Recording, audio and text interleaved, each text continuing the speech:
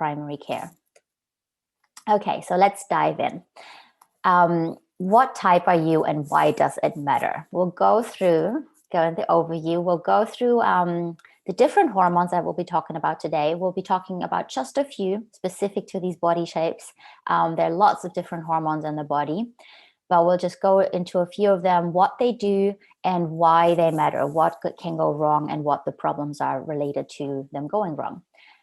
Secondly, we'll go through some of the current research, the newest scientific papers out there on hormone optimization and underlying triggers. What can trigger these things to go wrong, and then how you can fix it. And then we'll go in lastly, we'll talk about some lab markers you could be doing to check where your hormones are, why they're going wrong, and how to support them best. All right, so let's dive in. We'll first talk about some hormone basics, so you understand a little bit of biology. We won't go into too much depth here, but so that in the end of this lecture workshop, you can actually make some educated choices yourself rather than another diet, another wagon to fall off, because I believe that knowledge is power. So if you understand some of the basics, all of a sudden certain tools and adjustments make sense rather than feeling like a burden on your day-to-day life. Okay, so what are hormones? There's lots of different hormones, like I mentioned, called the endocrine system, and they basically are messenger chemicals that fluctuate throughout the whole body and send signals to our cells to do certain things. They usually start in the brain, called the hypothalamus up here. And the brain sends signals to the other glands via the pituitary gland. It goes into all your different organs, sends them signals to either make hormones or stop making them. So we'll talk about a few in particular today: estrogen, progesterone, thyroid, cortisol, and insulin. But there are many other hormones that are important for our functions, but we won't mention them today because those are the most important ones for the specific body shapes we're talking about today. Okay, so let's dive into estrogen and progesterone. Those you might have heard about are the main female sex hormones. There's also testosterone, but we'll talk about those today. They are both really important. Estrogen is really important in the first part of the cycle. We have a spike. So here we have a menstrual cycle. On day 0 is your first day of your cycle here, and then you have your ovulation mid-cycle, and then in the end you start to get your period. So this is kind of the month. Here in the beginning you have your period. You can see it here. You're shedding that lining in your ovaries.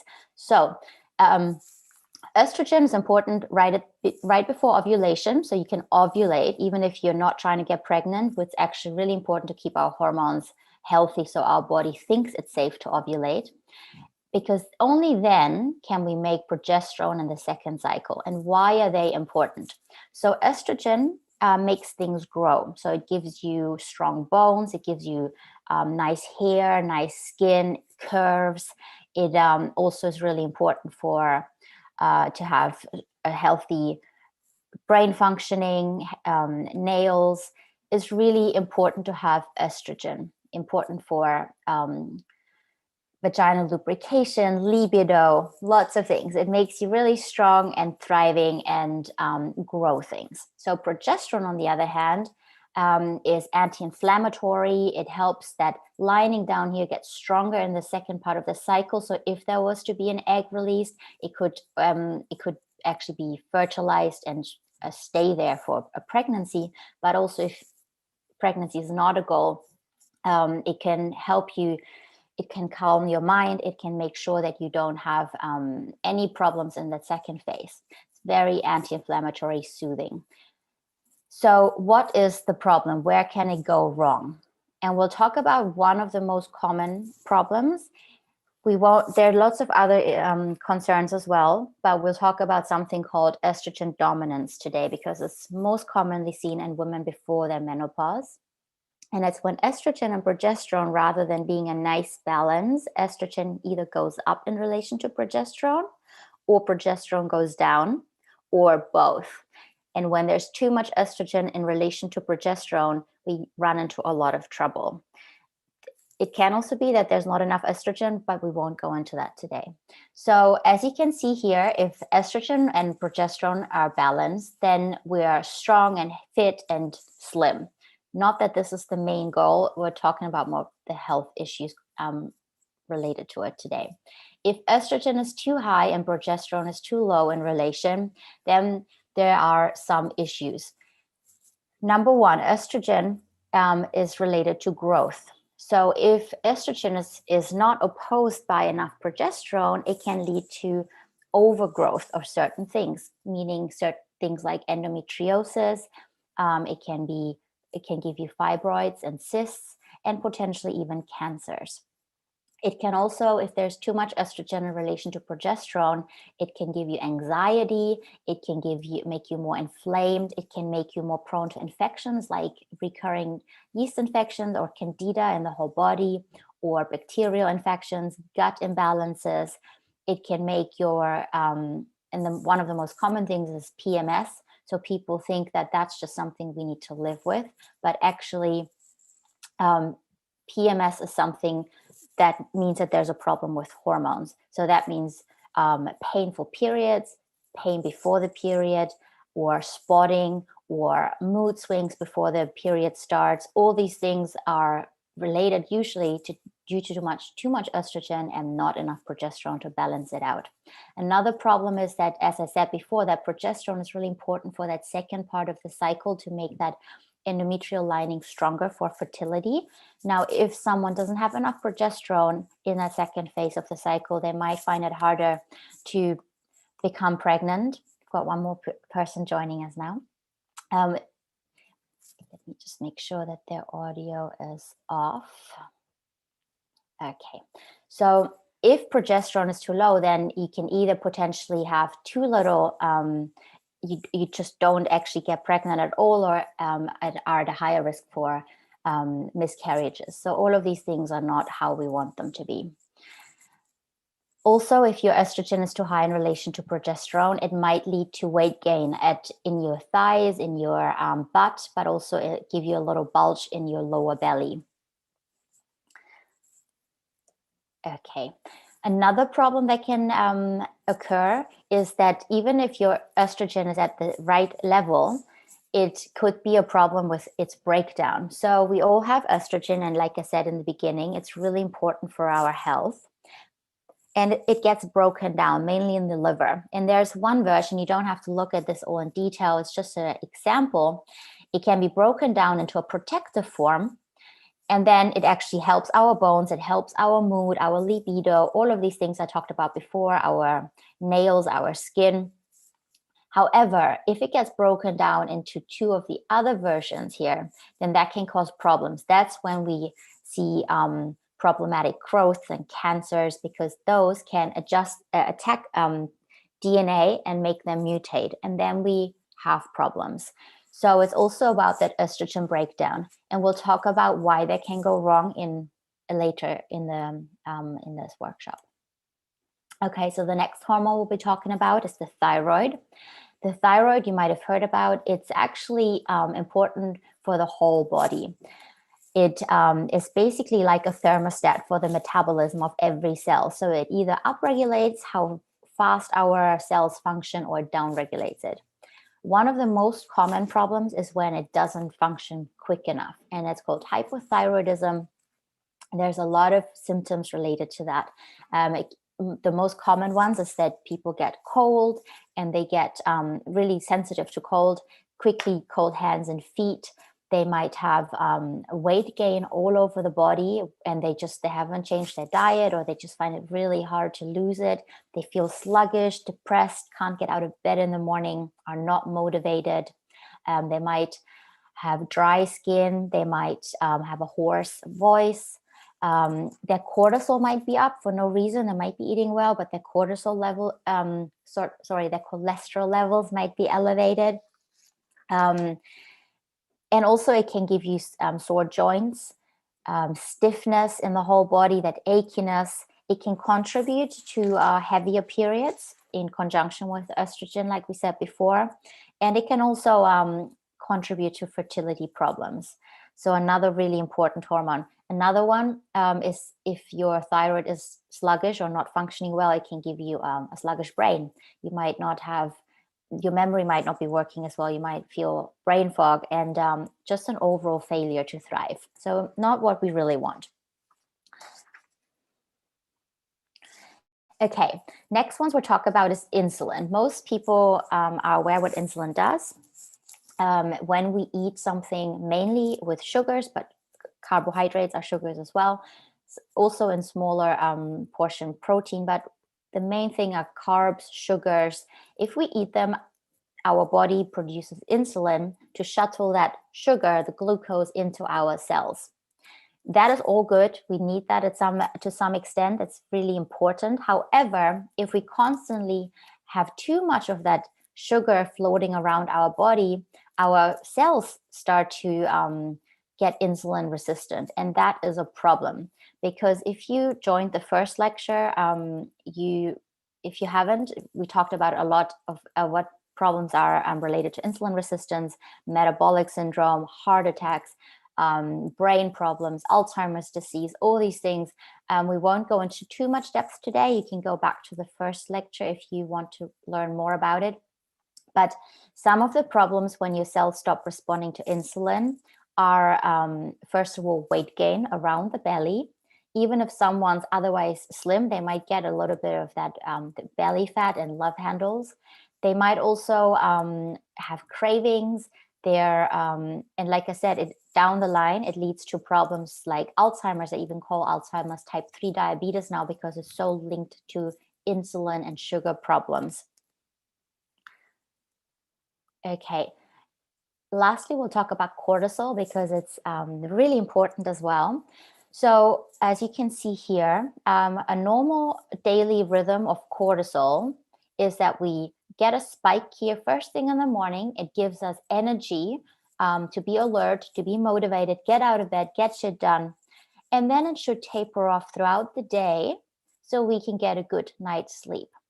Now, most people have heard of cortisol as a stress hormone because it was basically when we evolved, it was meant to make us run away from a tiger. If there was a threat, it would spike up, make us run away, and then it would taper off it again. And there are two systems related to cortisol. You might remember it from biology class. I'll just briefly go into it. So there's the parasympathetic nervous system and the sympathetic nervous system. The sympathetic nervous system is that fight or flight nervous system. It pumps out cortisol, adrenaline, noradrenaline, and other substances. It makes your heart rate go up. It makes your heart pump faster. And so you can run away from the tiger. But then on the other hand is the parasympathetic nervous system, which is our rest and digest nervous system. And that is also really important because, as I just said, it's rest, digest. So it is important to have to help us digest food. It helps us restore, recover, get the whole system back in balance and heal. Now we want this teeter-totter throughout the day, like I said. However, most of us are constantly running away from a tiger now. And that can cause problems. And we'll talk about why later, but we'll just quickly talk about what the problems can be. So if you have this cortisol imbalance, and the most common one is when cortisol stays too high throughout the day. There's also a problem when it's too low, when you're completely burned out, but we won't go into detail today because that's really the end stage. Usually it's when people are constantly running away from the tiger all day long. Hi, Candace, I can see you now. Problem is, so what is the problem with the cortisol staying elevated all day? First of all, it, like I said, it brings up your heart rate, it brings up your blood pressure. All these things down the line, if they're constantly elevated, might actually lead to cardiovascular problems. But it also makes your body pump out more sugar because it thinks you need it to run away from the tiger. So then what it does, it all of a sudden starts to break down your muscle tissue in your limbs, for example. Your muscles get weaker, your joints get weaker, you get more wrinkles down the line if it stays for a long time in your face. Because it starts to break down anything that it deems unnecessary to create energy to run away from that tiger. It also then redistributes your fat to your waistline. So someone might be super stressed, and all of a sudden they start to have this belly fat around their waistline, and they just think, why is this happening? I can't seem to shift it. And that could be due to high cortisol that stays elevated throughout the day. Another thing it does, if your cortisol stays elevated, is that you might have more cravings. First of all, if your cortisol stays elevated throughout the day, it spikes your blood sugar and it drops your zinc levels. And zinc is really important to make your cells more insulin sensitive and make you respond to food cues. So if you are constantly in that fight or flight mode, you might all of a sudden start to develop cravings. But also what they found in research is that people that are stressed out are more likely to reach for highly palatable foods. So all of a sudden, again, we have this parasympathetic and the sympathetic nervous system, the rest digest and the fight or flight. When we're calm and relaxed, we as humans, we have this prefrontal cortex in the front of the brain that helps us with decision making. And then we have this part of the brain, the old part in the back of the brain, the limbic region, that makes sure that we survive. So if we are calm and relaxed, we can make choices in the front of our brain and make good food choices. We can say, okay, no, I am not hungry right now. Oh, I would like to drink some water instead first, or I will have my salad and my protein, some good fats. However, if we're switched into that fight or flight ancestral survival mode, then we can't, the prefrontal cortex, our decision-making center, is less capable of giving us those choices. So all of a sudden we reach for highly palatable foods that would give us lots of energy if in case we need to run away from this tiger for longer. It will also make us reach for things that are, if we're addicted, for example, to a certain food or alcohol or drugs, it will make, if we're stressed out, it will make us do this more because it lowers dopamine if we're stressed out over a long time. And then certain foods and other addictive substances can help us boost dopamine. So all of a sudden we reach for ice cream and burgers instead of our salad.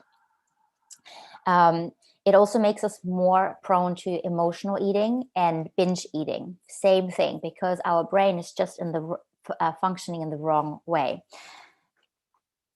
Long term, elevated stress levels have been linked to problems with our brain, with our cardiovascular system, with our digestive tract. It can potentially contribute to autoimmune disease, to digestive issues, to cancer. So it's actually a really important thing. And we'll talk about what could be throwing it off balance in a moment and how we can support it. Okay, so which type are you? You've probably come to this lecture today because you are intrigued by this. So now that we've talked about the different hormones and what they do and what happens when they're out of balance, you might actually have a clearer picture already which of the types relates to which hormone imbalance. Okay, so without further ado, the first one, this apple shape, is usually linked to an imbalance of cortisol and insulin. So it can be the skinny-legged girl that has this ring around their waist that they just can't seem to shift. It is often also common with women past menopause, that they all of a sudden start to increase that weight around their belly. And we'll talk about that briefly later, why that is as well. The second part, the pear shape, is usually due to an estrogen dominance in relation to progesterone. Then this one, which is actually not a fair depiction because this is a very slim person. Thyroid is if you just expand overall. So this person is actually not being expanded, but that's as close as an image I could find. And then if they're balanced, you have this hourglass glass shape. However, like I said right in the beginning, this lecture is not about shaming for different body shapes, because we're all born differently genetically, and we might have certain predispositions that we just have different bone structures, and there's nothing right or wrong. It's more about if it becomes excessive in certain regions, it might lead to health issues, like I said before. And that's what this lecture is about today. Okay, so what leads to these imbalances? We'll talk about underlying triggers from a functional medicine perspective. But first of all, for the ones that aren't aware of what functional medicine is and didn't join last week's lecture, I'll just briefly explain what functional medicine is. So functional medicine, rather than looking at the diagnosis and giving a pill to fix it or to take away the symptoms, let's say someone comes in and the doctor says, well, you have low thyroid, then they'll prescribe a thyroid hormone, or they say you have low progesterone, prescribe a progesterone cream or pill. Functional medicine says, wait, we're all put on this planet to function well, unless you have a rare case of a strong genetic mutation. So what is triggering our body to function less than optimally, and what can we do to support it to go back into balance? It also, functional medicine does more detailed testing. Rather than just say, okay, let's just check your estrogen and your progesterone levels, it will look at if you have a family history of, for example, estrogen-related cancers and are worried about that, it will also look into more depth of how your body's breaking down the estrogen and what the triggers might be. As an example, same for thyroid. Oftentimes people just feel really sluggish and they say, I have all these thyroid issues, but I went to my doctor and they said my thyroid is fine. In functional medicine, we might run some other labs, for example, thyroid antibodies, where your own body attacks your thyroid gland, and it might not be really high, so the normal conventional medicine doesn't pick up on it, but it could be already happening on a low level, and that could be a problem, and you get these symptoms. So functional medicine just does some more detailed testing to really dive into what is happening, why is this not functioning so well. Okay, it also, the way I practice it and the way we practice it at Barrecore is functional medicine in relation with precision health. So like I just said, we do lab testing that is, and create tools that are backed by science, because I believe that it's important that you become the CEO of your own health. It's no point if I just come up with all these things for you and say, do this, do that. I believe it's good that you see this is the lab, these are the labs, these are the underlying triggers. So now you can make choices yourself, what you want to change, how you want to address it in relation with me, but you become the boss of your own health journey. Okay, so again, briefly, we spoke about this a lot last time, all the underlying triggers for whether something turns into optimal health or disease and aging on the contrary. And as you can see here, our whole body is, if you want to look at it like a machine, has all these cogwheels that run. If they run in perfect harmony, we have brain health, we have mental health, we have a good weight, we have a strong immune system, good cardiovascular system, all these other things, energy, but also our hormones. Everything works and function in perfect harmony here.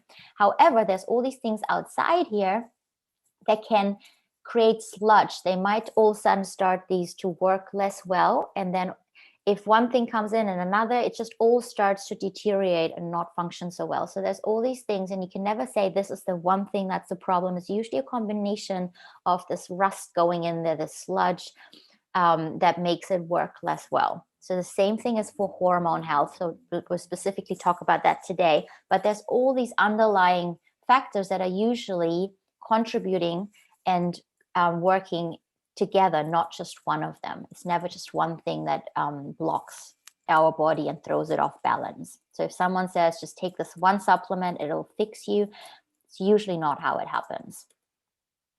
Okay, so what are the underlying triggers that might lead for this cogwheel, all these different, this clockwork to work less optimally? And then we'll also talk about what we can do to make it run really smooth again in the end. So estrogen dominance, like I said before, it's that balance between estrogen and progesterone. And a problem, the most common problem, is when either estrogen goes up or progesterone down, or both happens. So what are some of the factors that lead to estrogen going up? The most common things nowadays in our society are estrogen mimicking substances, and they are everywhere. So it's actually quite hard to stay away, and we probably are not even, it's not even possible to stay away entirely, but we can try and avoid them where we can. So for example, plastics have been shown to mimic estrogen in our body. Also styrofoam. And you think about your daily morning coffee, you have your cup of coffee, and maybe it's a paper coffee takeaway cup, but it actually has a little plastic lining, so it doesn't get soggy. And then if there's a hot liquid in it, it might absorb into the coffee or your tea or whatever else it is and go into your body. Same thing for example, you have your amazing NutriBullet plastic, and you blend your soup in there thinking you're doing yourself a really great favor, or a bulletproof coffee, or whatever you're doing, a hot liquid in that plastic, it will eventually take some of that plastic, leach it into the food, into the water, and go into your body. Those are some of the common things. It did research in Austria, and they found that most people have plastics in their food, in their body, in their stool, microplastics, and they mimic estrogen. And the other problem is that they shift your body's estrogen metabolism towards that harmful version. So that is where all of a sudden it becomes a much bigger problem, because the body doesn't really know what to do with it, and it can't take it into the protective version of breaking it down, but it goes into the damaging breakdown product. Another really common thing that increases estrogen is cosmetics.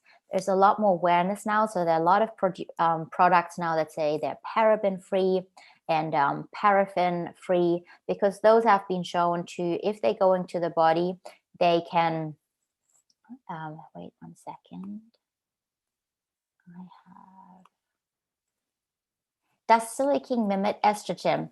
So that is actually a good question. And it's not completely sure in research whether silicone does. It's a better choice. So let's say you have a coffee mug out of stainless steel and you have a silicone lid. It's a much better choice, because silicone likely doesn't, but they're not 100% sure. So let's say you go and put silicone breast implants, they have shown that could lead to problems. But so try and stay away from them where you can. Go for glass and stainless steel where you can. But silicone in small doses is likely a lot healthier than plastics, because it hasn't been proven to mimic estrogen. So silicone is a safer choice. Another thing, so back to cosmetics and perfumes, they can also mimic estrogens in our body. So for example, most of the sunscreens out there, they protect our skin from the sun rays, but then they also actually sink into our body and have been shown to mimic estrogen. So then all of a sudden you get all this fake estrogen in the body that the body doesn't know what to do, because it's not really evolved to get rid of these things, and they're new in our evolution. And then it turns them into the more harmful estrogen, which is the most of the more problematic estrogen. Other things can also increase estrogen. For example, overdoing dairy and alcohol, wine, soy products, they all could potentially, if you just overdo them, they all have estrogen in them. So they could potentially, or they make your body make more estrogen, they could increase it, but only if you're doing it excessively. I'm not telling anyone to cut out dairy and cut out wine entirely and alcohol, but it's more about the dosage. So if someone just lives off dairy all day, that could be the problem why the estrogen has gone up. Another thing, and I noted it down here, and the jury is still out. Research is not conclusive what things like soy, chickpeas, lentils, flax seeds, what they do. So there's a lot of research that said it's really helpful for the body and hormone health. And then there's some research that says that it could potentially overstimulate estrogen in the body and cause problems. So they're not quite sure. There's also some research into alpha and beta receptors of estrogen. But again, it's not quite conclusive. So if you struggle with estrogen dominance, then it might be a good, the safer option to reduce your intake of these substances and not live of it day in and day out, because it's just not known. Other things that increase estrogen are things like PTSD. So post-traumatic stress disorder has been shown to increase estrogen levels. So then that's another interesting reason. Or if you, so like we said in the beginning, we'll talk about things like keto and fasting today because they've become so trendy. So if you are overdoing them, they could also actually spike up your estrogen. And we'll talk about that a little bit later, how it does that. So on the contrary, you have progesterone, and there are certain things. So either you have things that increase estrogen, or you have things that lower progesterone. So now progesterone, like I said, and I just briefly rewinded because Candace wasn't there, and progesterone is really important for fertility and also help us take away inflammation, make sure we don't have PMS, helps us our brain get balanced, make GABA, so we're more happy, less anxious, less inflamed. Lots of different important functions for progesterone. But there's certain dietary and lifestyle factors that can reduce progesterone. And one of the most prominent ones is stress. And you'll see in the end that actually everything works together. So you can't ever say it's just an estrogen problem, it's just a stress problem. It's usually a combination of the things. You can only say one is the most dominant problem or the priority at the moment. So how does stress take away progesterone? Both of them are made from the same precursor. And when we're stressed, our body thinks, going back to how we evolved, our body back then thought we're running away from a tiger. Ouch, it's not safe to make a baby right now. And again, you might not actually want to become pregnant, but our bodies are made that way. So then it says, okay, let's not make progesterone, let's make cortisol. We need to run away from this tiger. And then there's a word called progesterone steal. It's not quite how it is, but very simplified, it all of a sudden makes more cortisol and not enough progesterone. That is one of the main factors for low progesterone. And in our society, most of us are stressed. I see it a lot in women above 30s. They have stress in work life. They have families. They have lots of different hats to wear. So all of a sudden, their progesterone drops, and then it becomes a lot harder to become pregnant. But also, again, just to be calm and centered and happier. Another problem is if your thyroid isn't functioning properly. So again, everything comes in cycles. Our thyroid is actually important for our progesterone to do its job. So if we have a thyroid problem for some reason, progesterone can't work well. Also, if we are not having enough carbs in the second phase of the cycle, our thyroid drops and then our progesterone doesn't work properly. Those are just some of the most common factors that lower progesterone. Okay, so what can cause, again, I said before, we'll just talk about the most common of these hormone conditions today. What causes low thyroid, hypothyroid? There's also the option that the thyroid could be too high. Some of the most common triggers are that you don't have the right building blocks. So our thyroid is made out of, thyroid hormones are made out of protein, on a very basic level, protein and iodine. So if you don't have them, our body can't make them.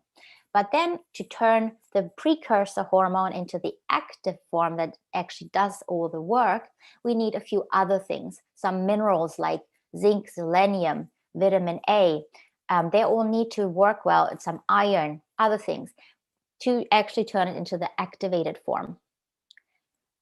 So if we don't have enough of those, then again, that could be just the reason why it's not working. On the contrary, there could be things that block the functioning as well. So heavy metals, like you can see here, those capsules, they have aluminum, most of them.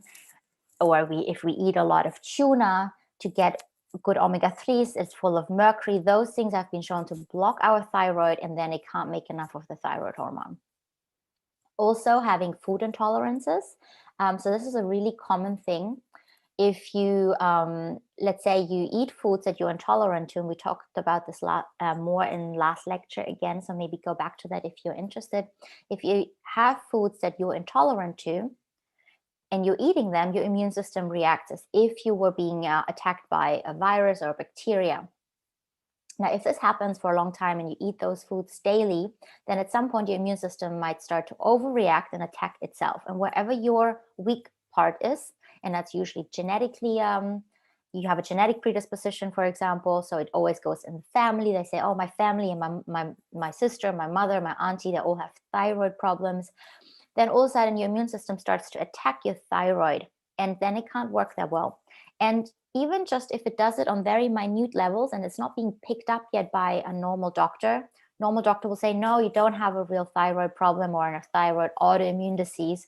But even if those are in a low level, they can constantly stop your thyroid from working optimally. Same goes for actual infections. They also trigger your immune system to do that. So those all can be problems that can lead to hypothyroidism. Okay, so what are the underlying triggers for insulin resistant and cortisol? And we'll go a little bit about both. We'll talk about both at the same time a little bit because they have the same body type. But first about insulin resistance. So like I said before, the most obvious thing is obviously overeating sugary foods. That's like ice cream. Even though you love ice cream and it's fine to have it sometimes, if you just constantly overeat sugars, then your cells at some point say, now I'm done, stop responding. But what they found is also if you overeat in general, so if you're binge eating because you're stressed, then your brain actually gets inflamed. Your hypothalamus, that the main part of your body that sends signals to the rest of the body, the rest of the hormones. They have shown that even just within one day of binge eating, of overeating carbs in combination with saturated fats, the body produces something called palmitic acid, and that has been shown to cause inflammation in your brain at small levels. And then it can tell your cells to not respond properly to insulin anymore. So you can become insulin resistant really quickly, but also get rid of it fairly quickly again. Another thing is if you have nutrient deficiencies, because this insulin signaling into the cells is also needs some nutrients, for example, magnesium, chromium, zinc, but also protein and omega-3s. So again, it's all the basics of healthy living, but we're just diving into why they are important a little more. And also a sedentary lifestyle has been shown to increase insulin resistance. So if you just don't like to move ever, your cells might be less sensitive to insulin. A lack of sleep. So research shows that just one night of not enough sleep makes your body slightly insulin resistant the next day. So if you're eating the same meal after a night of not sleeping properly, tossing and turning, rather than if you've had a good night's sleep, it has a different effect on your body because your cells can't respond to it as well. And the other thing, and that's where it goes right in hand with cortisol, when cortisol is elevated over a long time, it can make you insulin resistant. So they really go hand in hand and lead to that visceral fat, that problematic belly fat that can then cause other problems, Alzheimer's, cardiovascular problems, autoimmune diseases, cancers down the line if it stays for a long time. Okay, cortisol, on the other hand, what are the underlying factors there? So the main takeaway for cortisol is the body creates cortisol if it is under stress. But that can be both emotional, perceived, or real. So we evolved with real stressors, that tiger, and then it went away. But nowadays, we actually have most of the time, it's perceived stress. It's that job interview you're going for, or it's that work task that you maybe haven't finished yet, or it's a dispute with your partner or your spouse, with your best friend. It could be a rumination. It could be your own mind playing tricks. It could be, again, stress from childhood, PTSD, and the early life stressors. They found that people that have had early life stressors, they have a different cortisol response later in life. They're more reactive and they are more easily startled and create more cortisol in response to the same stimulus. Same thing, there's some genetic involvements as well. So some people are just a bit more prone to become flustered more easily, become stressed out more easily. But there are strategies to support these things, even if they're genetic, even if you were unlucky and had early life trauma or later in life trauma. Other reasons are physical. So again, the body, stress actually can be emotional. It can also be a physical thing when the body thinks it's being attacked, and that can be infections, low-grade, lingering infections. Think about that mononucleosis, the kissing disease you had as a teenager. Maybe it is lingering, that virus is lingering in your body. Obviously, a big theme now is long COVID. We won't go into detail there today. We'll probably do a lecture on immune system health in September. But other things like food intolerances, the body thinks it's attacking every time you eat that food. Your body thinks it's an attack inside, and the immune system starts to spike, and then it pumps out cortisol to try and get rid of it. So that can also lead to that belly weight. Other reasons that can cause stress in the body are things like heavy metals. Again, so it all goes into circles. If there's constantly heavy metal you're being exposed to heavy metals or other environmental pollutants, the body thinks it's being attacked by a tiger, and it produces stress. Another thing, and that's where we go back into our keto and fasting and all these things. So we said too little exercise can make your cells less responsive to insulin, but too much exercise can also cause problems. It can spike your cortisol. Let's say you're constantly over-exercising, overtraining. It might keep your cortisol up too high because you're boosting cortisol by exercising, but it could also be too much. Or having too much caffeine at the second part of the day. It can increase your cortisol. Too much fasting. Fasting, the body thinks it's a stimulus to reset the body. It's really healing, but if it's overdone, it can increase your cortisol levels. Same with ketosis. The body thinks it's in starvation mode, so it increases cortisol to mobilize stored resources. And obviously other things like nicotine and drugs that increase your that stress response, they're all also linked to excess cortisol levels, but hopefully that's not the case for you. Okay, one thing is called the cortisol paradox. And you might have heard of it, you might have been thinking about it. I definitely did a lot of research into it because I thought, well, why do I always lose weight and around my belly as well if I'm stressed short term and I have a task I want to finish and I'm motivated and I'm going for it. And but if that continues, all of a sudden I start to create this little layer of belly fat, and I'm like, why is this happening? And I see it in friends, I see it in clients. So I did a lot of research, and research calls it the cortisol paradox because researchers thought the same thing. They're like, why is this happening? Why does one thing, this cortisol, sometimes lead to belly fat to shrink, and sometimes it leads to fat storage? So what they found is that when cortisol is elevated, when our insulin, that fat storage hormone, is low at the same time, then it leads to fat burning.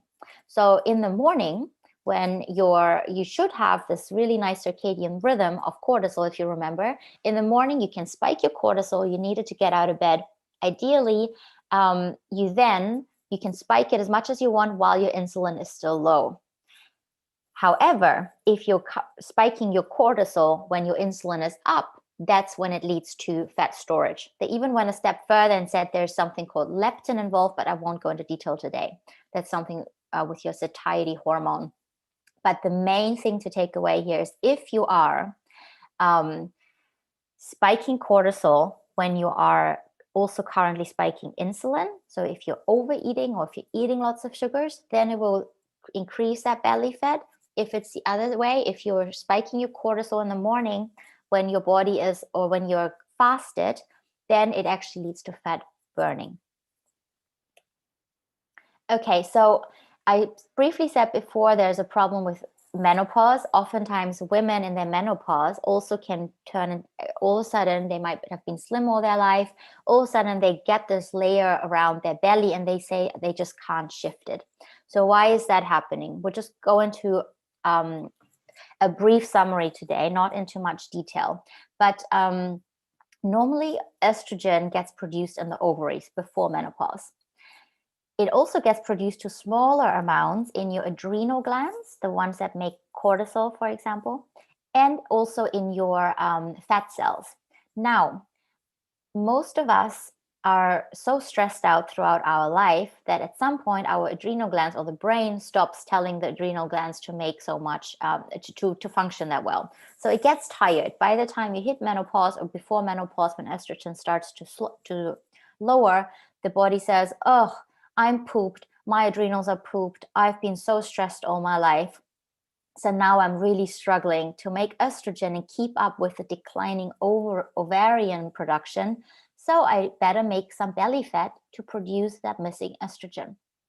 So then all of a sudden, women have too little estrogen, and the body tries to make more estrogen by increasing a layer of belly fat, which is obviously not the ideal mechanism because it also increases inflammation, like we spoke about last week in the lecture.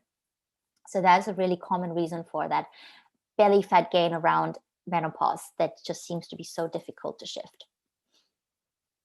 Okay, so now that we know what the hormones are and we know some of the underlying triggers, we'll talk about what we can do to fix them. That's obviously always a nice thing. So you can become the CEO of your own health. You can become the boss and make some choices and really upgrade your hormones. Okay. First of all, estrogen dominance, like we spoke about before, it's that progesterone too low, estrogen too high. There are certain things you can do to support your body breaking down estrogen or not having as much in the first place. So obviously, the opposite of all the things that increase it, like we said before, if you're eating too much dairy all day long and you're drinking tons of wine all the time or other alcohol, or you're constantly eating soy and chickpeas, then maybe it's a good idea to just reduce them a little bit. However, I don't think it's necessary to cut them out because they have some health benefits as well. Unless you're intolerant to dairy, for example, then you should cut it out. But so there are other things as well. Normally our estrogen gets broken down, like I said before, it goes into our liver, and then it gets broken down into protective form or not so protective form. Then it goes into our bile, and through the bile, it goes into our gut and gets eliminated. Now, we can support that. We can support the liver by eating things like cruciferous vegetables, so broccoli, cauliflower, kale, cabbage, those kinds of things. And bitter foods like artichokes, lemon with the peel. If it's organic, you can use the peel. It's really supportive. Or dandelion, things like that. Bitter foods, small amounts of coffee in the morning. They all help your liver to break it down and then actually take it into your bile and take it out. The next step is to actually have get your gut functioning well. So you want to make sure you're eliminating properly. If you're not eating enough fiber, then you might start to become, the body just can't absorb it that well. There's something called beta-glucuronidase, and it's really important to take out the estrogen rather than it being reabsorbed into the bloodstream. So, and that all gets improved by eating lots of just different fiber. So when people say eat your vegetables, that's another reason why you want to do it. It helps the body take out estrogen. Also, obviously, avoid heavy metals and plastics and those synthetic skincare products, excessively, sunscreen, all these things, and just shift to more natural versions that don't increase your estrogen. What helps to increase progesterone? Try and shift over to the rest and digest mode, so you're not constantly in fight or flight mode. Some meditation, some belly breathing. So let's say, as a really good example, oftentimes women trying to become pregnant, and it might be difficult, and then they go on a holiday, they say, I'm stopping my IVF and I'm stopping all my treatments for a while, I just need a holiday, and then they go get pregnant. It's because all of a sudden they're not in the fight or flight mode anymore, so the body can actually make the progesterone and actually feel safe to become pregnant. Also, supporting the thyroid will help progesterone. We'll talk about that in a moment. Making sure that in your second part of your cycle, and we'll go through the graph of your cycle, when to do what and when in a moment. But in the second part of your cycle, you want to make sure that you're a little bit gentler to support your progesterone being produced, so your body doesn't think it's running away from a tiger. And also, you need a really good ovulation for the body to make progesterone.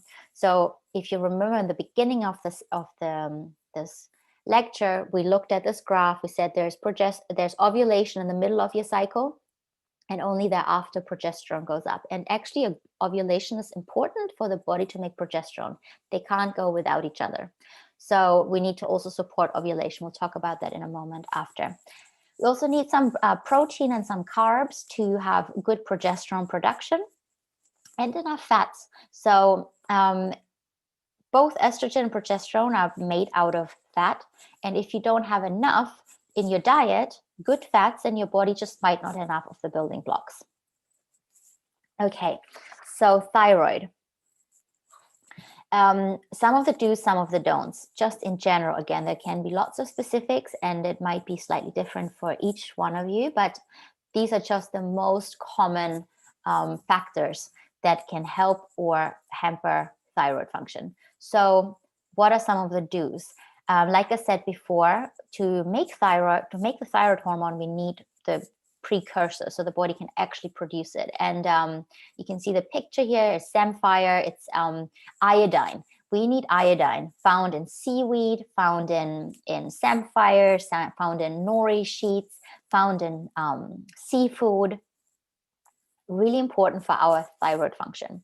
However, if you already have a thyroid condition, a full-blown autoimmune disease, then sometimes you need to actually back off the iodine. So you don't just want to go and start supplementing with iodine every day. You do actually want to work with a practitioner if you have a thyroid problem and make sure you're not doing any harm. But as a general thing, just to support your thyroid function, you want to make sure that you incorporate some iodine-rich foods. You also want to make sure you have enough protein, really important, and we'll get to that later with insulin and cortisol in more detail. You also want to make sure you have all the other minerals and vitamins that are needed to turn it into the activated form. But also, so just a balanced diet again, but also you want to make sure that you avoid food intolerances, heavy metals, and infections that might slow down your thyroid function and that might actually cause this low-grade autoimmune problem where your body thinks it needs to attack your thyroid because it's so confused. So we want to take away those triggers as well. Another thing that makes it a little bit more complicated is to make sure that if you eat the cruciferous vegetables we talked about before for estrogen support, broccoli, cauliflower, cabbage, kale, all these things, they also have a function called goitrogenic. So if you overeat them raw, they could potentially slow down your thyroid function. So what you want to do is don't just start to eat broccoli and cauliflower raw every day. Try and cook it a little bit, breaks down these substances, and make sure you have enough of the iodine and selenium, because then actually all of a sudden that's not a problem anymore. They did research and they found if you have enough iodine and selenium, then your body doesn't have a problem with normal amounts of cruciferous vegetables. Again, you don't all of a sudden want to eat it all day long. It's always a balance of everything. Selenium, another really important mineral for the thyroid, is really crucial, and most people don't get enough of it. And it's most easily found in Brazil nuts. So you could just, for example, add 4 or 5 Brazil nuts as a dessert after lunch. So you make sure you have your daily allowance.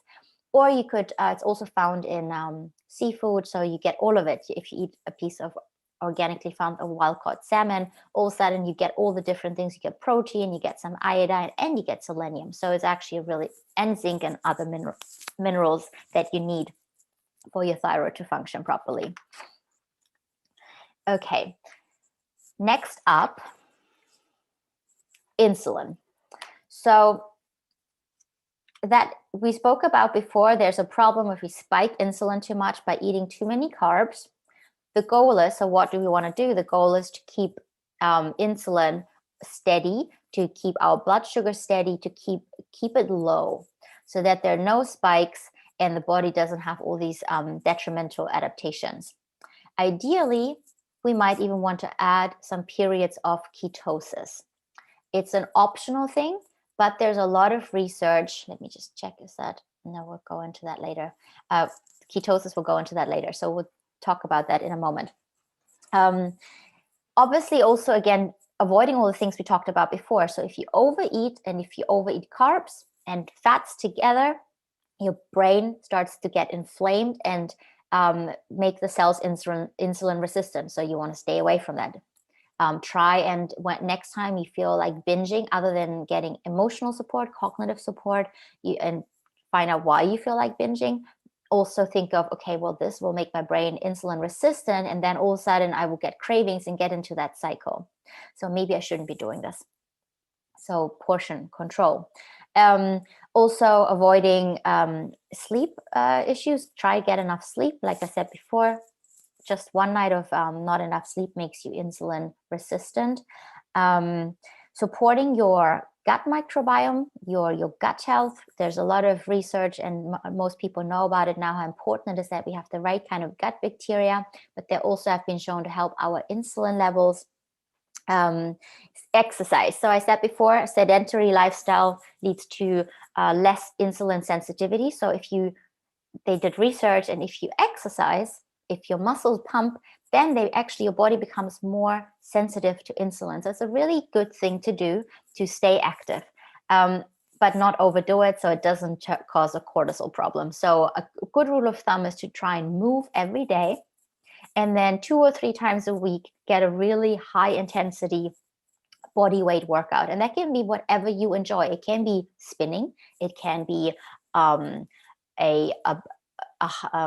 HIIT class. It can be boot camp style. It can be a power yoga, power Pilates, whatever you enjoy doing, and you will continue doing it.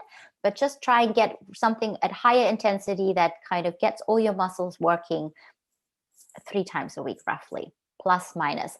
And the rest, just move. Just go out for a power walk, go out for a bike ride, whatever you enjoy doing, gardening, stay active. And that will keep your cells more insulin sensitive and will help your belly fat go away. And also avoid, like we said before, food intolerances, heavy metals, infections that can all trigger the body into producing more insulin and becoming more insulin resistant because of that inflammation that they trigger. One last thing here is getting enough omega-3s, because again, insulin resistance has a tight link to inflammation. And we talked about this in detail last lecture, so I won't go into much detail here. Go back to that one. I'll put the link into the recording after, so you can go back to that if you've missed it. If our body doesn't have enough omega-3 in comparison to omega-6, it's kind of like estrogen, progesterone. We need both, but we want them to be in a good balance.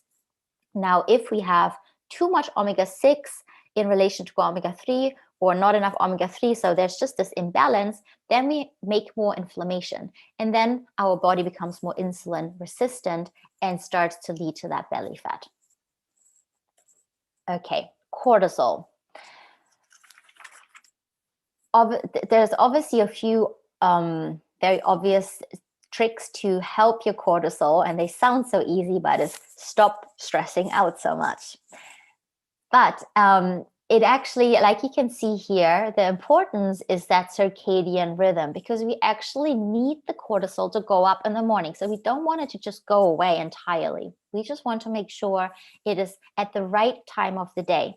For example, another thing that I didn't mention before is if people have a low cortisol in the morning, they also run into trouble. They also all of a sudden start to gain weight, for example, and have less good health outcomes.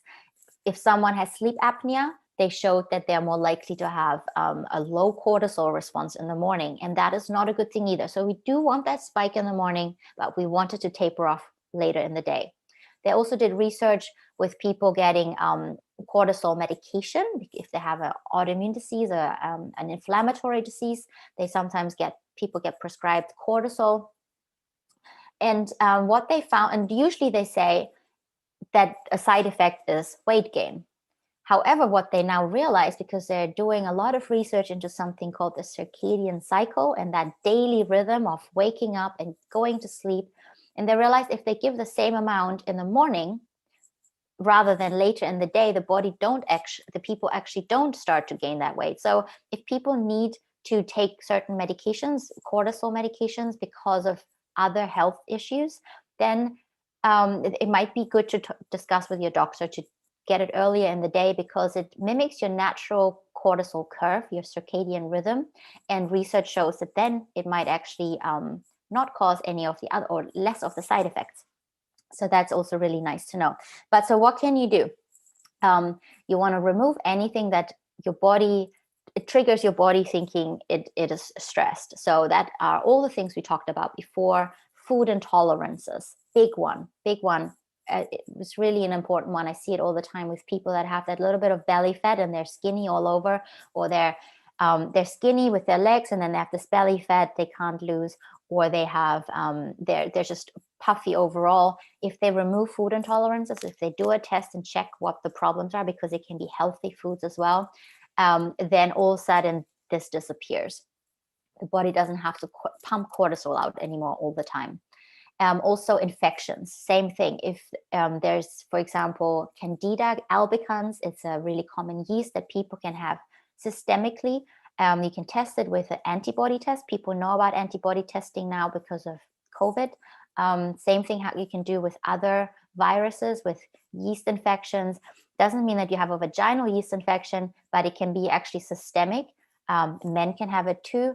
And I see it actually in almost all my patients. They have high antibodies against Candida, and that constantly triggers their body, their immune system, and to pump out cortisol and act as a stress. So that is also a really important thing to address. It can be other infections as well. It can be lingering viruses.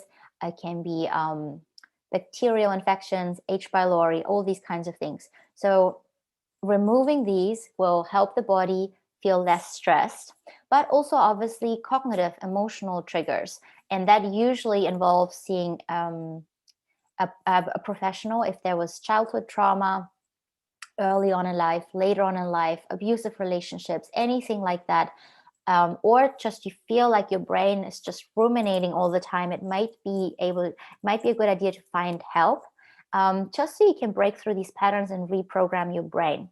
But if you fix all the rest, all the nutrient imbalances, all the hormone imbalances, then you have a better chance of making the right neurotransmitters in your brain, serotonin, dopamine, these kinds of things, so you can actually benefit from the cognitive therapy better. So it's usually a good thing to do it hand in hand. If you just go cognitively, maybe your brain is too toxic, too inflamed, it doesn't have the right building blocks to even make the right serotonin, to make the right dopamine. So it should usually go hand in hand. But if you have any, if you're ruminating, you have all these triggers, it might be good to find someone to help you reprogram these patterns. Sleep, really important. Again, we talked about it in detail in the first lecture last week. And like I said before briefly, if you have one night of lack of sleep, it makes you more insulin resistant, but it also spikes your cortisol. It completely skews your cortisol throughout the day. It might make your cortisol low in the morning, and then it just goes up high in the afternoon when it shouldn't be high. And then also, you want to make sure that you have a circadian living. So you want to make sure you do things that excite you, that are high intensity in the morning. So you can do your intermittent fasting if that's your choice. In the morning, your body is low in insulin. So if you're spiking your cortisol because you're fasted, because you're doing a high intensity exercise, it's great. It goes right into fat burning mode rather than shifting it the other way around. It's really important to then taper off throughout the day. So from midday on, no more coffee, no more things that trigger you too much. So no more other caffeinated drinks, cigarettes, whatever else it is. If you're really trained, you exercise all the time, you're an athlete, you can get a high intensity workout even in the evening without it hampering with your sleep, if it is a few hours before. But if you're just more of a recreational athlete, maybe try and get your high intensity exercise done earlier in the day, and then your cortisol can taper off. But overall, doing exercise helps your cortisol rhythm. You also want to make sure that you get light exposure first thing in the morning. So you're waking up and your cortisol goes up and your melatonin drops. And then on the contrary, you want to avoid bright light late in the evening so that your melatonin doesn't get hampered and your cortisol can go down. So it's just this kind of going back to more of a natural living. Staying up late, overdoing fasting have all been shown to just skew that cortisol rhythm. And then it has lots of other health issues, not just belly fat, but all these other issues down the line, heart problems, brain problems, cancers. So it's actually really important. Okay, let's go further. So this is what we said we'd be talking about a little bit more in detail today as well. So what about ketosis fasting? And maybe we should incorporate some carb cycling. Like I said right in the beginning, keto fasting have gained a lot of popularity in the last years because there's a lot of research coming out that ketosis and intermittent fasting are really, if done the right way, have great health implications. So they have been shown to be anti-inflammatory. They have been shown to potentially reduce the risk of cancer. They've been shown to reduce the risk of autoimmune problems, of brain problems, of cardiovascular problems. They can balance your mood. They can help you lose weight. So overall, sounds great, right? But what they then realized, as people started to jump on it, maybe let's say 5-6 years down the line, it became a thing. People were really excited about all these great research that was coming out. And then as we do as humans, and I did it myself, and I saw it in people around me that were really getting into it, all of a sudden we'd say, well, we feel great on ketosis and fasting, so let's just do it all the time. Let's just have one meal a day. Let's just be in ketosis all the time because the more the better, right? And all of a sudden, what was actually really great, really healing, turns into a problem. All of a sudden, people were starting to lose their periods. They were starting to gain belly fat again. And they're like, wait, but I'm fasting and I'm barely eating and I'm in ketosis. Why am I gaining belly fat? This is impossible. They couldn't sleep anymore. All these issues. So they're like, wait. And then they also found that people started to have problems with their energy, with their mitochondria, which makes our energy, especially in the heart muscles. So actually something we don't want. So how can we incorporate fasting and ketosis so we can reap the benefits without having all the side effects? There's still a lot of research being done, but what the current research thinks, I'll present that today. So first of all, we've talked about ketosis, what the benefits are just then. One thing I didn't mention is that when you are in a ketogenic state or fasting, both of it, your body can actually clean up. It can take out mutated cells, sick cells, old cells. It's something called autophagy. It increases apoptosis, which is programmed cell death. So it helps kill off cells that are meant to be dying because they're not well anymore, and it takes them all out. And it does that all via certain pathways called sirtuins and mTOR, but I won't go into detail here. Also, when we are in a ketosis, we actually produce less free radicals. So that's overall healthy again. Overall anti-aging. So we talked about this, intermittent fasting. Forgot one thing. People also run into joint problems. All of a sudden their joints start to pop and they get achy joints, estrogen dominance. We said all of this. So how can we do it to fix it so it's not a problem?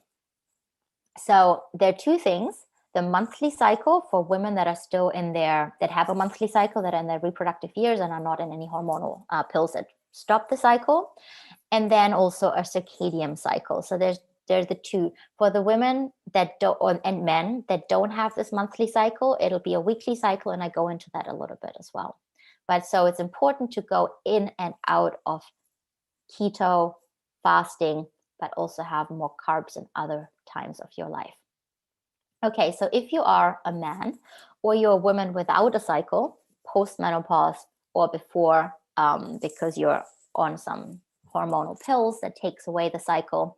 Then, as a rough guidance, again, this has to be personalized for people with specific health conditions, for athletes, for it's always important to actually personalize it. But as a rough rule of thumb, you want to be in a keto state and include some fasting 5 to 6 days a week max. This is if you want to include those, because they have all these health benefits, which means on those days, those 5 or 6 days a week, you want to drop your carb intake to about 40 to 50 grams. Some people go lower, they go down to 20, they go down to 10. But what I found is that it then actually lowers your thyroid over long term. So if you do it sometimes quickly, if you're doing a fast to cleanse, you're doing a medicinal fast, you can drop your carbs entirely, absolutely no problem. Again, you need to do it under supervision ideally. But if you do this as a lifestyle, stay on the higher end of the carb range that allows you to still be in ketosis. And that's roughly 40 to 50 grams a day, depending on your activity level, on your size. So I always recommend getting a ketose meter, a little finger prick test, so you can actually check whether you are in ketosis. And being on the higher end of the low carbs gives you just some overall support for your joints, for your skin, for your connective tissue, for your thyroid. So it's more of a long-term approach. Not saying that you can't cut it lower temporarily sometimes. But for a long term, I would recommend staying a little higher. Then 1 day a week or 2 days a week, depending on your goals, depending on your hormones, your exercise level, you want to make sure that you go higher in carbs and refill your carbs, reset your leptin, and really get carbs in. We'll talk about the type of carbs a little bit later, but make sure you have these carb days. You don't want to just go out of carbs. Think of it as feast and famine. That's how we evolved. We would go times where we had no food, and then all of a sudden we'd gorge ourselves on a berry tree. We need those gorge days as well, where we eat some of these things that help our metabolism stay up to speed. Okay, so if you have a cycle, it's a little bit more complicated. And again, you don't have to include keto and fasting if that's not for you. You can also just make sure you're generally lower in carbs, stick to 3 meals a day, no snacking. But if you want to include a bit of the intermittent fasting and some of the keto for the extra health benefits, then you want to only do it around the first part of your cycle. When you're just getting your period, or just after your period, until about day 11 of your cycle. You don't want to do it just before your ovulation, because your body will think it is running away from a tiger and it won't ovulate. And then you have a problem with your progesterone later down the line. So if you want to do proper keto, more extreme fasting, let's say you want to do a fasting mimicking diet because of the health benefits, you maybe read about that from them. With Volta Longo at the Human Longevity Institute in California, they have this 5-day reset where you go really low in carbs. You really mimic fasting. Then do it if you're a woman in your reproductive years. Do it in the first part of the cycle, and it would be great. But just don't do it later. Then during ovulation, you want to make sure that you avoid any excessive fasting. Ideally, just eat until you're full. Basically, don't restrict yourself on those days leading up to ovulation, because ovulation is really important to then set up the second phase of your cycle. Even if you're not trying to get pregnant, it's important for your health. Okay, and then in the second phase of your cycle, you want to make sure you support your progesterone and your thyroid so that they don't drop. So you want to have at least 1 portion of carbs a day, better yet, maybe 2 portions of carbs. We'll talk about which carbs again in a moment. So 2 handfuls. So you can still be in a ketosis overnight because your body is, you're not eating, but you just don't want to be in a ketosis all day long. So you want to take your body out of ketogenic state for part of the day. Another reason is that if your body is constantly in a ketosis, it could lead to estrogen dominance. And that is when this estrogen here goes too high in relation to progesterone. And we talked about all the problems before. And the reason, what science thinks now, what could be a reason for that, if women are in ketosis and too much all the time, then what spikes the estrogen? And they found that the same enzyme that is being used for making ketone bodies also makes estrogen. So, and DHEA, the precursor. So it's called CYP17A1. So if you're constantly in ketosis, you also you make ketones, which is great, anti-inflammatory, but you might also start to make too much estrogen. So if you've tested and you have too much estrogen in that second part of your cycle, make sure you back off on the ketosis and the excessive fasting for a little bit. It's also important to get enough sleep and rest, even more so than in the beginning, because you want to really give your body that signal that it is safe to make progesterone, especially if you want to become pregnant, but also if you just want to have healthy hormones and a healthy life. Some gentle intermittent fasting in this time. So let's say maybe just a 12-hour fast overnight or a 14-hour fast. It doesn't have to be extreme. And emphasize protein.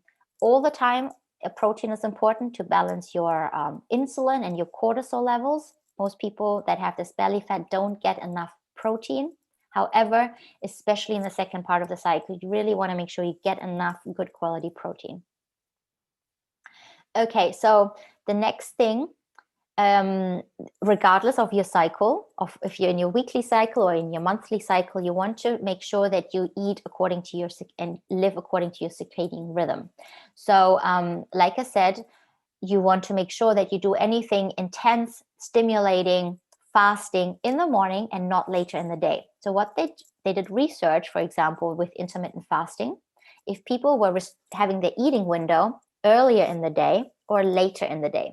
Because a lot of people then say, well, I love my dinner with my family, but I would love to do a full fast because I read the benefits. So I'm just going to only have dinner, gorge myself, go to bed, wake up in the morning, fast all day until dinner. What they found is that actually is not so good for you. If you extend your fasting much past noon, your fasting window, then it actually has the intermittent fasting turns into a problem potentially. So they're not quite sure whether you have to have breakfast, but anytime if you can break your fast between morning to late morning, noon, that's better than waiting until the evening. Ideally, you shift it all to the earlier part of the day. You get a fasted workout in the morning, you drink your coffee, you do all the things you need to do fasted, because then you spike your cortisol. And then once you start to taper off, you have your meal with lunch, have lots of good nutrients. That's better for your cycle, for your sleep patterns, which is important for your health, but also for your cholesterol and other markers. Your triglycerides, I saw that if you wait all day and eat late, that could actually be a problem for your blood lipids, your triglycerides, your cholesterol, and those things. So just because it seems like the easy thing to do, it might not be. So try and at least have lunch and then make dinner your smallest meal. Of course, we all have dinner is our social time oftentimes with family, with friends. So I'm not telling you to cut it out entirely, but try and do it as early as you can, ideally before 7 p.m. and make it small. Have the bigger portion of your meal with lunch, get all the nutrients, and then have a smaller meal in the evening, because if you eat too late, it will hamper with your sleep. It will cause problems with your melatonin, your cortisol, your insulin. So then all of a sudden, the timing throws everything else off. Okay. Back to that cortisol paradox. I just briefly said it, but so basically you want to try and avoid eating tons of carbs when you are stressed out and when you are, so first thing in the morning, or if you're stressed. And if you're, once your cortisol tapers off throughout the day, so starting at lunch, you can have some good carbs, and especially if you're not being stressed. So try and actually a little bit of carbs has been shown to soothe yourself. So it's actually a good thing. Have a little bit of carbs with your lunch. It will help your whole rhythm. Okay, so what kind of carbs?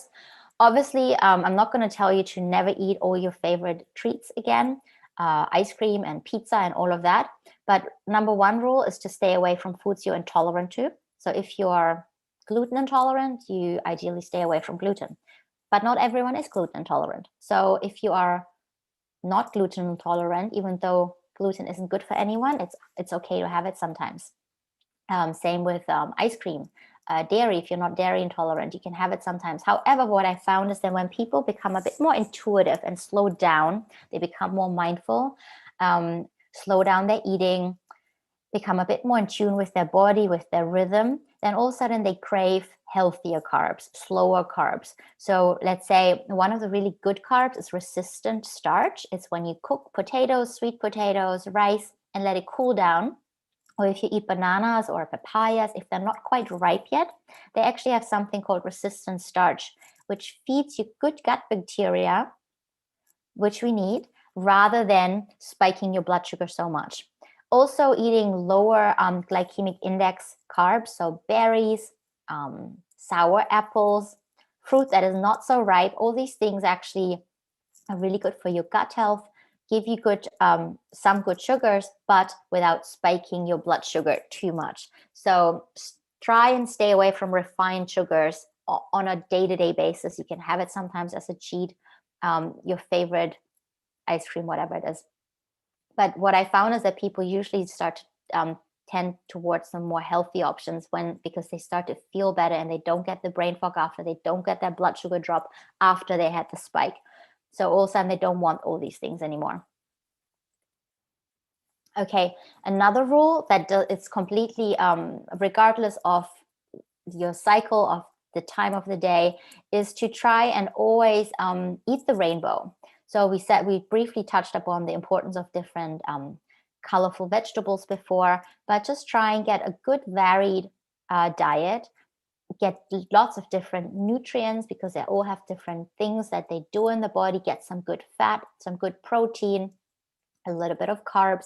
Try and eat the least processed as possible, because any processed food again spikes your blood sugar, spikes your stress levels, signals to our body to hold on to fat. Fake sugars, another thing, we talked about it in the first lecture last week, also makes you crave more because the brain thinks it's getting sugars but then doesn't get sugar. So it actually has been shown in research that you're more prone to binge later, even if you had your diet Coke, which with 0 calories, you're more likely to overeat later. So it's really hard to then to use your brain power to stay strong. So if you just try and go back to nature, eat real food, a balanced diet, that's what is the important thing. It will support your gut bacteria. It will support your overall health. Okay, really important, and again, I spoke about that last week, is the 80-20 rule. I always function along the 80-20 rule. I tell it to all my patients. Unless they have a real health concern, they might temporarily have to go to a 90-10 or 95 to 5% rule. But as a general rule of thumb, if you just want to optimize your health, 80-20 is fine. 80% of the time, try and really nourish yourself. Think of, rather than what do I restrict, think, how can I nourish myself? But then 20% of the time, it's also important to just let go, have fun with friends, have fun with family, eat your favorite treat, because you won't feel so restricted and then be likely to binge, but you also have less stress. So as we spoke about how stress is so important, stress reduction, if that glass of wine is really important for you with your friends, then have it, as long as it's in the 80-20 rule. If that favorite chocolate cake, it's all these things, going to a different country, exploring foods, it's all part of the 20 rule, where you actually enjoying life is a really important part of healthy living. Yes, so lastly, we get to what does functional medicine and precision health do, and how can it help you, for example. So here we go. So I briefly mentioned it in the beginning, you might have some of these symptoms, you might have gone to a doctor and they said, oh no, everything's fine. But you're like, but I have these niggly symptoms and I feel like I have a thyroid problem, or I feel like I have an estrogen problem. So when the normal conventional reference ranges, if you go and get a blood test done, for example, they are really wide. They take an average of the population and then they say, well, this is the average, so this is now the normal range. It doesn't mean that this average of the population is optimally healthy. So that doesn't mean that because, let's say, your estrogen is on the high end of the normal range and the progesterone is on the low end of the normal range, that's not optimal. Or your thyroid, you have thyroid antibodies that are still in the okay range, but not out of range.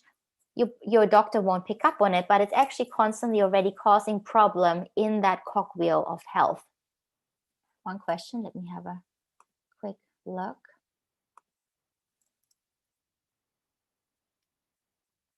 Okay. So that can all cause problems already.